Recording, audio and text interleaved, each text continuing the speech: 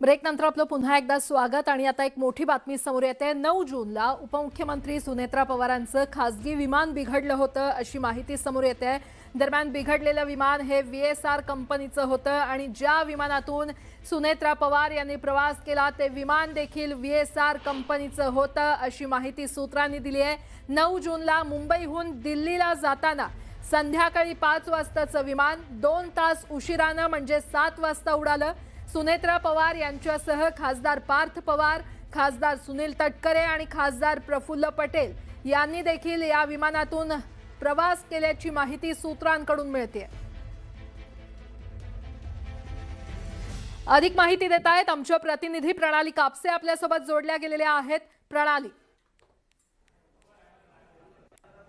ही अत्यंत धक्कादायक माहिती पुढे येते आहे की ज्या VSR कंपनीच्या विमानानं उपमुख्यमंत्री अजित पवार यांचा अपघात झाला त्याच VSR कंपनीच्या विमानाचा वापर वारंवार त्यांचे कुटुंबीय म्हणजे सुनेत्रा पवार आणि त्याचबरोबर पार्थ पवार हे करताना दिसत आहेत। आणि त्याहीपेक्षा महत्त्वाचं म्हणजे की 9 जूनला मुंबईहून दिल्लीला जाण्यासाठी जेव्हा ते प्रवास करणार होते त्यावेळेला त्यांचं विमान हे बिघडलेलं होतं। काहीतरी तांत्रिक बिघाड त्यामध्ये झाला, त्यामुळे त्यांनी प्रवास 2 तास उशिरानं म्हणजे 7 वाजता केलेला आहे।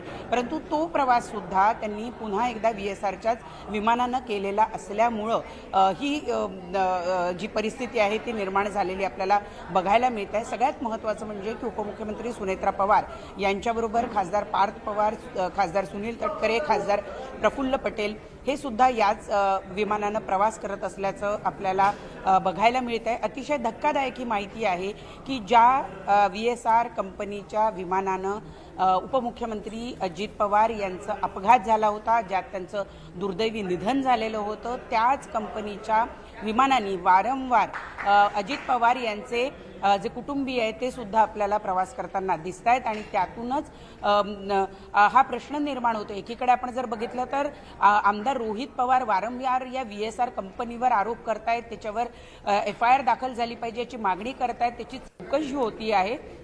आणि दुसरीकडे अजित पवार यांचे कुटुंबीय मात्र वारंवार या ठिकाणी VSR कंपनीच्या विमानानं प्रवास करताना दिसत आहेत। मुख्य म्हणजे त्या दिवशी म्हणजे 9 जूनला सुद्धा मुंबईहून दिल्लीला जाण्यासाठी जो प्रवास या चौघांनी मिळून जे करणार होते ते विमान खरं तर 5 वाजेचं होतं, परंतु त्या विमानात काही तांत्रिक बिघाड आला म्हणून 7 वाजता दुसऱ्या विमानाने प्रवास करण्यात आलेला आहे। परंतु ते विमान सुद्धा खासगी VSR कंपनीचंच विमान असल्याचं माहिती सूत्रांकडून मिळालेली आहे। बरं प्रणाली, धन्यवाद या संपूर्ण माहितीसाठी।